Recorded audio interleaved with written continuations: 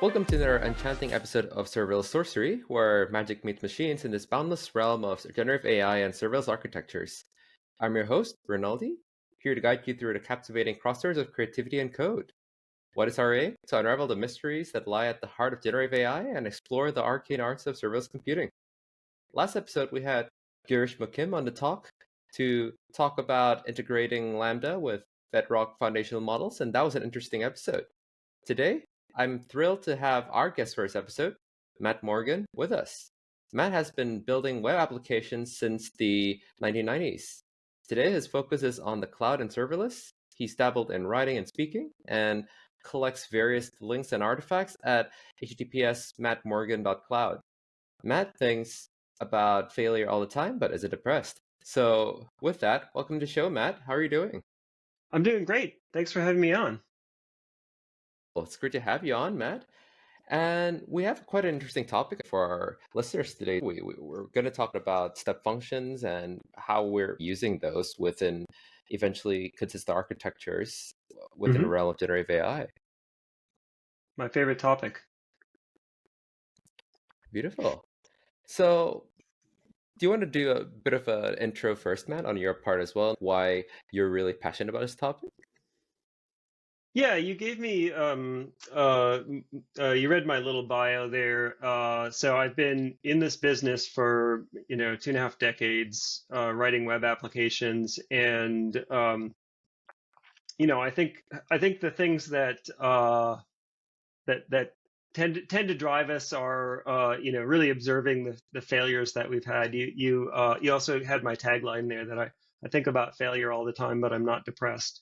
And that's when I look back over the last 2.5 decades and the things that I've worked on, things that I've built. I think about all the times that things failed and didn't work the way I wanted them to, and what we can do differently in the future, and how we can build on that and have much better, more resilient architectures. So I think back to the kinds of web applications that I've worked on, and the fact that inevitably, as applications grow in complexity, you end up with back office jobs. You end up with asynchronous processing. You end up with things that are offline. It might be syncing up payments. It might be a data transfer with a partner. It might be syncing between two databases or something like it. Might be a backup. It might be an analytics process. The list is endless of the kinds of things that you will do, or that you'll need to do. And in the old days, I was working in Spring Java, 15 years ago,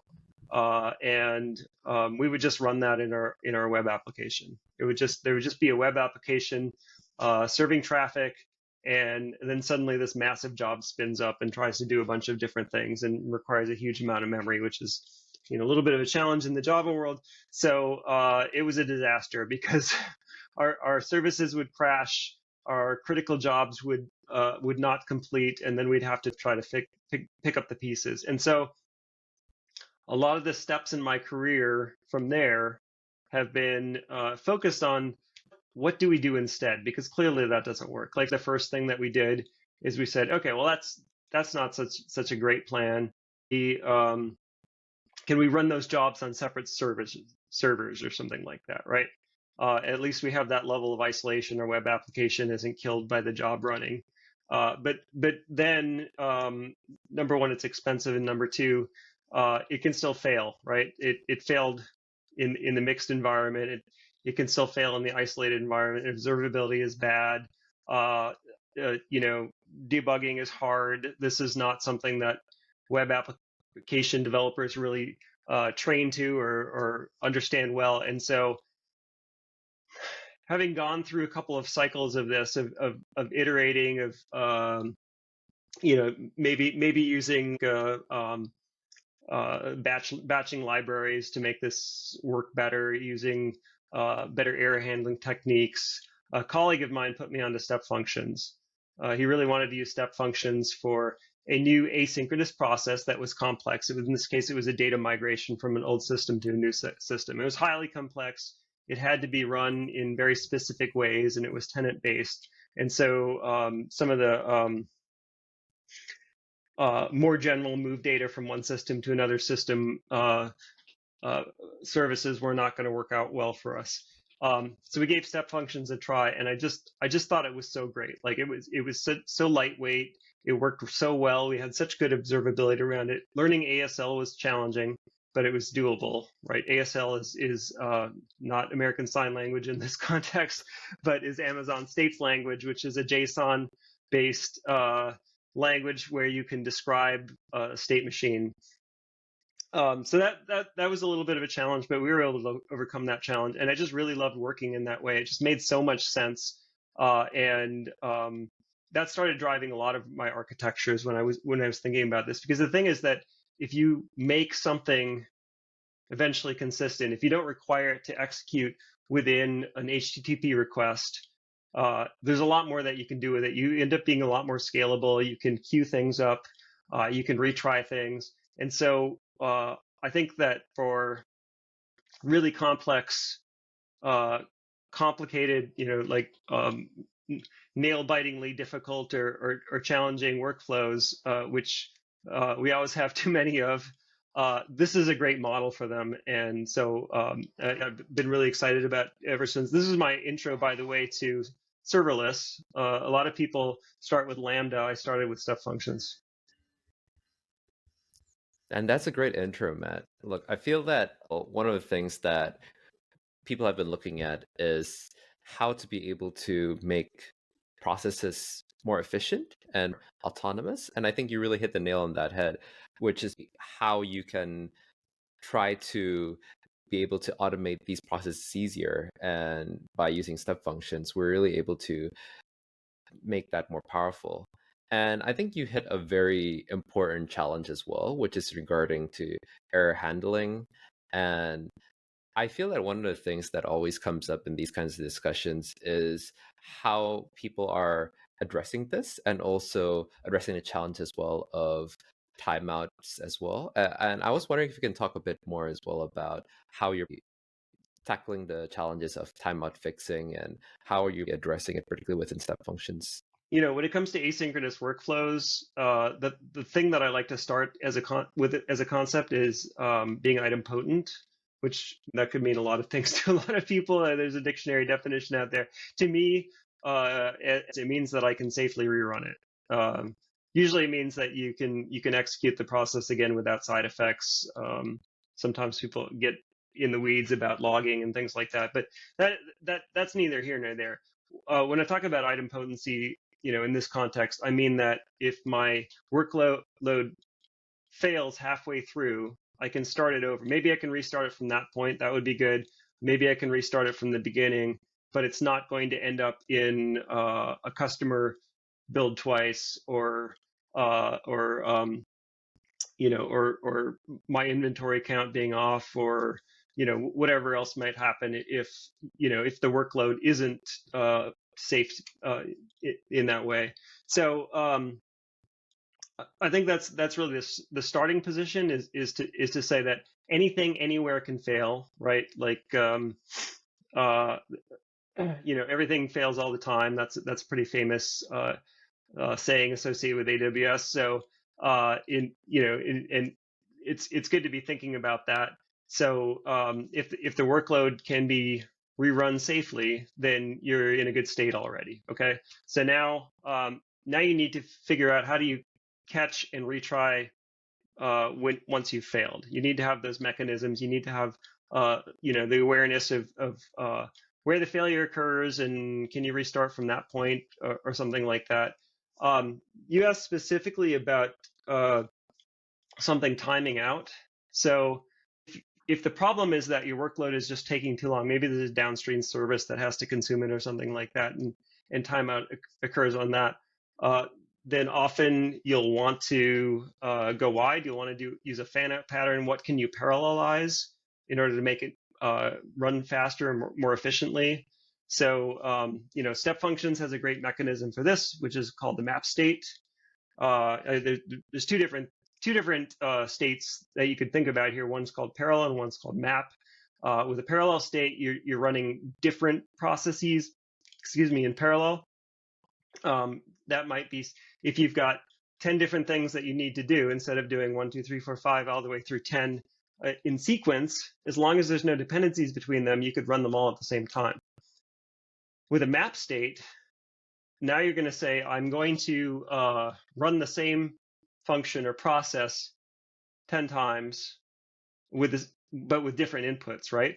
You can parallelize that. And the cool thing about that is that a state machine, a step function, will fan out and then fan back in. So you can say, once those are complete, I'm going to come back in together. And this was the core of a blog post that I know that you read, because I shared it with you, that I wrote earlier this year, called Avoiding the Serverless Workflow Anti-Pattern. And the reason that I wrote that blog post was I found myself often in the position of having to defend step functions as the right tool to encompass an asynchronous workflow, due to the ease in which a developer can say, I know that I need to implement a fan-out pattern. What I'm going to do is I'm going to put a bunch of messages in SQS, and then I'm going to use those messages to trigger another Lambda function, and I'm just going to go wide, and then those Lambda functions are just going to execute the workloads in parallel, or whenever they receive the messages, which is really cool. I mean, that's a good start to something when you need to solve that problem of your workload is too long, or you need to go wide. The problem with that is that what I just described there, just simply throwing a bunch of messages into SQS and then having Lambda consume them on the other end, it's no longer really a workflow. It's just sort of like a scattershot, fire and forget. A bunch of Lambda functions will be executed. How do I know when they're all done? How do I know what my success or failure rate on an atomic job is, right? Because most of the time there would be one instance of a job, which is I'm firing off 1,000 messages to be picked up by Lambda and worked. Maybe tomorrow I have 900 more or something like that. Like how do I organize those into coherent jobs that I can understand and monitor, and analyze the results of those. So it's hard in that instance. And I've seen people start with what I described, realize, oh, I need to actually track what's happening here, and then say, well, what I'm going to do is I'm going to put a job ID in a DynamoDB table, and as each Lambda function executes, I'm going to update that job, and I'm going to maintain my state there. And at this point, well, guess what? You're building your own state machine, right? You're building something that's already there in the cloud, and you should just use it. So that was the point of the blog post, was that actually starting off with step functions and realizing that that a lot of the things that you're going to need in the long run are already there, and that's really the promise of managed services and cloud, in my opinion. That's what we should look to first, and we can avoid that anti-pattern of constantly having to build in features that already exist somewhere else by embracing that in the first place. So yeah, that's what I was writing about. I think that's kind of part of a series that I've been working through. It's kind of come into my head as sort of a 3-part series where so I state the problem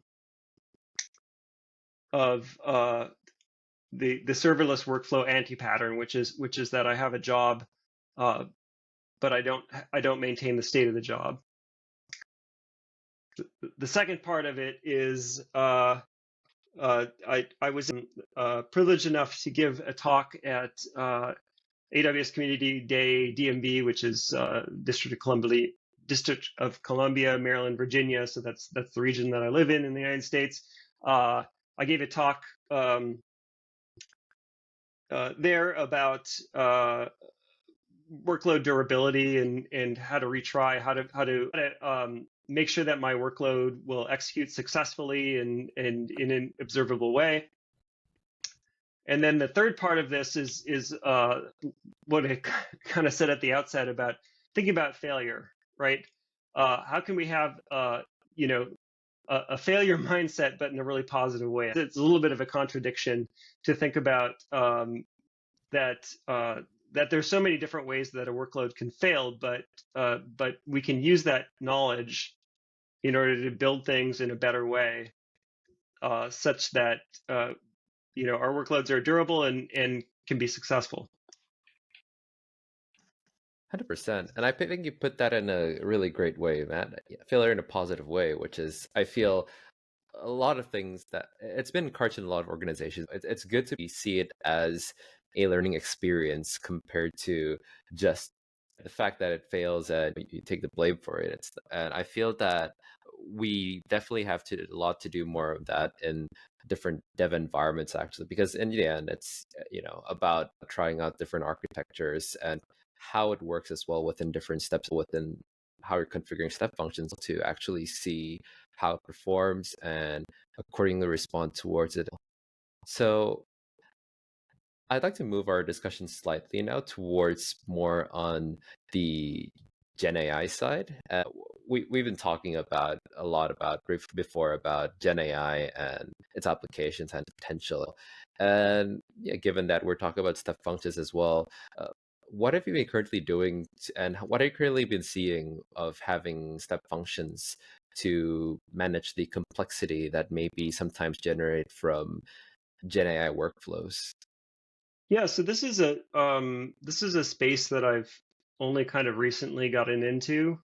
There's certainly I've been aware of SageMaker and Jupyter notebooks and things like that, but I never really understood what to do with them. ChatGPT is about a year old, so I think it's democratized some of these technologies. I'm really excited about Bedrock because I think it takes it even a step further. I've only used it a little bit so far. It sounds like your last guest was talking about how to use that with Lambda, which is a really good pairing. I've used a couple of other AI technologies with Lambda, and was a little hard to do. I mean, having to install libraries and build Lambda layers and things like that. It could be a little bit challenging. I might be just repeating what your last guest was saying, but I think it bears repeating that all you need is the AWS SDK, and you can make API calls to Bedrock. The Bedrock console is really cool that you can you can build out whatever you want to build out there, and then it will just give you the API request that you need to make to put that into your application. So the workflow for that is really nice. That a lot of people that wouldn't necessarily. Honestly, I've tried to figure out how to use SageMaker a couple of times and I failed. And I'm probably not the only one, but I think people will be able to use Bedrock. So that's a really exciting thing. Now, with respect to how does that fit into step functions? What kind of sense does it make in that world? The thing that we know today about generative AI is not fast, right? It's not fast, and it's not necessarily even consistent. That I think we're all kind of used to a blazing fast web. We are starting to get used to chatbots that take a little bit more time. We still want them to be pretty fast, but I think when it comes to a lot of workflows, we'll see cases where we want to make that asynchronous because that's what makes sense. We might want to do sentiment analysis on a large amount of text, for example. We might want to generate a whole bunch of images or generate a whole bunch of other text. We might want to do a bunch of text to speech, or I'm just going through what can you actually do with these things at this point.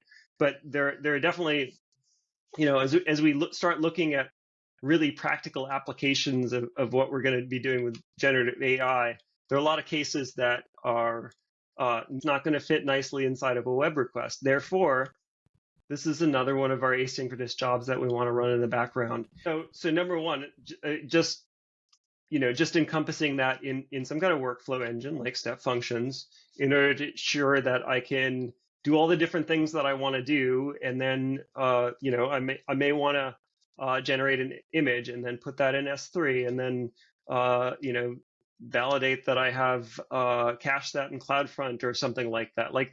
There's a few different things that I might want to do, and stringing that into different steps in the step function makes a lot of sense. We may also not always get back the content that we want from our generative AI. We might get back an error. We might just get back something that now it's. I would say personally, I'm a little bit far away from being able to construct a prompt that should give me what I want, and then another prompt to validate that I did get what I want. But that's probably something that we'll do someday. Or we might want to generate text and then do sentiment analysis on the text that we just generated. So that's again a time that it makes a lot of sense to put that into an asynchronous workflow, something that can be retried. What if I do my sentiment analysis and don't like the result? I could have a decision tree that says actually regenerate that because I didn't like it, or because it's not long enough, or something like that. You could have image generation that's supposed to solve a particular problem, and then you could use something else to validate that came out correctly, and again have the retry process there. So I think there's going to be a lot of use cases for this great technology. Does a lot of the things that we want to do, but we need to encompass it in a job and ensure its durability. Definitely.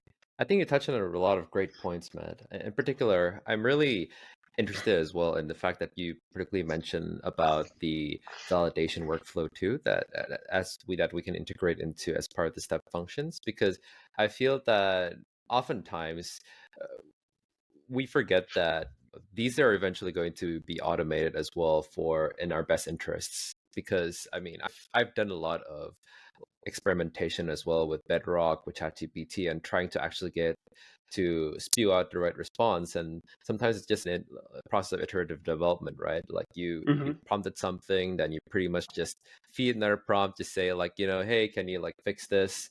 And you see like what it gets next. So being able to have it done autonomously within the own validation cycle within its own step, and say like step functions, for example, is a really great thing and a powerful thing, I think, for a lot of developers to have within handling their own workflows as well. And I think prompt engineering is going to continue being something that's explored as well, given the indefinite state of Gen AI too. So I feel prompt engineering is an art itself, isn't it? So because it's just figuring out as well, like what foundational model responds to what. And based on my experiences, it's always been it can sometimes give you good responses, it can sometimes give you bad responses. It's just a matter of like trial and error sometimes, really. Yeah. I have to say I've barely scratched the surface on that one. I'm just kind of warming up to Bedrock and figuring out what I can do with it. And that's fair. I feel like a lot of us right now, especially with Bedrock, are in the pioneering phase of the whole thing. I mean, Yeah. it's been like just a month it went GA already. So yeah, Mm-hmm. it's not been a lot. So definitely, I feel like as we go along, there'll definitely be more use cases we'll see and more work people will be seeing as well. Let's move on into talking a bit about some of the stuff you've recently worked on, Matt. I mean, one of the things I remember you were mentioning to me about was, and this is particularly in terms of practical implementations, uh, your work with speakers.atoscommunitybuilders.org. Do you want to talk about it as well? Kind of like shed a bit of light on like what you were doing on that and how you integrated Gen AI as well into that project? Yeah. So Speakers Directory, it began as a hackathon project, working with Johannes Koch, Daniel Heberling, and Julian Mitchell. So we were all community builders at the time. Since then, two of us have become AWS heroes, but we're still kind of collaborating on this project. There was a AI hackathon over the summer using Hugging Face, and so Johannes had this idea, and he recruited us to collaborate with him on it. So the idea is that it's a tool for AWS user group leaders, or really anyone in the AWS user group, in order to be able to find local speakers or maybe virtual speakers who want to come to their events. So the concept is that you can enter events, you can create a speaker profile and enter the talks that you might be interested in giving, and then join the two together so that event planners can do their planning. Because it was a AI focused hackathon, of course we had to use Hugging Face APIs in it. So we did some image generation, which was a little bit silly, where you'd get a generated image based on the text that you put into it. But a little bit more serious, what we wanted to do was use a tag-based system to help identify talks and be able to link them to events that make sense for them. So the idea that I had there was, like one of the challenges with tagging is people could put anything as a tag, right? If you go on LinkedIn or something like that, some people like to hashtag AWS community. Some people like to hashtag AWS community builders, right? Like it's free text. They can do anything they want. And so appreciating this challenge, I reasoned that if we kept a running total of the tags that are being entered into the system and then fed that into a generative AI to say, here are the tags that are part of our world. Here's the text. Can you extract some tags from that text that sort of match the sorts of tags that we're currently having in our system? And that way there'd be a bias toward the ones that are more common. So if more people are putting AWS community instead of AWS community builders, then things would tend to get tagged that way. That would allow us to have stronger matching, and make it easier to find the things that are relevant. So that's just like a tiny little use case that we kind of hammered out in the midst of a hackathon. To answer the obvious question, yes, we are switching that to Bedrock just because it's a lot nicer to work with, to be honest.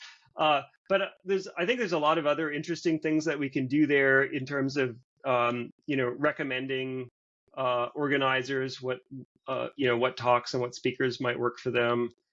Can we do something that sort of helps us to I mean, there's geolocation, right? But is there an angle there that helps us with that too a little bit in terms of finding potential speakers that are in your area? I'm not sure yet. We haven't gotten into that part, but I think that there's a lot of potential here just for how can we make it easier for people to find the things that are interesting to them. Sounds like a great project, Matt. And I feel that really highlights the potential that GenAI has to be able to help these kinds of workflows much better. Because I've been using a call for speakers platform as well. And one of the things that it had difficulty as well was, firstly, you touched on the tagging bit like quite nicely as well, because we always have to be able to write down the tags like manually. And so it'll be really great if we can just get a general compilation of tags and use it to match accordingly. So that's a really great use case that you touched on. And I think the really powerful potential of this whole project is the personalization aspect that we can more or less have towards each speaker. It's something that a lot of platforms have struggled on. Like I can't think out of my mind which platform is able to currently just perfectly personalize for the user, because it's certainly a big challenge because users Yeah. have many problems. Like For example, if they have budgetary constraints because their company can't sponsor them and they have to basically get the conference to sponsor them. So match accordingly based on that. But at the same time as well, like you mentioned, geolocation and also based on the topics of interest. It's fun. It's a funny thing because, yeah, I remember when I was using one platform in particular, like I especially, for example, put DevOps tag, but for some reason, a conference for like that actually was interesting. We actually had to look up myself as well. Didn't show up on my list of potential conference Yeah, that I could potentially find. So that's a really great thing, and I feel that's where Gen AI can right. actually really help out here. That's a really unsolved problem at this point, I think. Like even searching Amazon or something like that, products that I'm sure that they're very deep in trying to figure out this problem, but I don't always get recommendations that make sense. Oh, you bought a air conditioner. Would you like to buy 11 more air conditioners of different brands? Like probably not. Uh, that kind of thing. I feel like there's a world of potential there. Definitely, it's really a balance between how you choose to recommend something that is maybe like slightly bit different, maybe slightly bit more diverse than like what you're used to in terms of like the topics they're talking to, but at the same time still able to mention the ones that are similar to you without actually recommending the same thing over and over again, which I feel like a Yeah. lot of different platforms fall for the challenge under. But that's all the time we have for now. Matt, thank you so much again for being on Service Sorcery and sharing your experiences with our listeners. I'm sure they've been able to bring back a lot of learnings based on your experiences.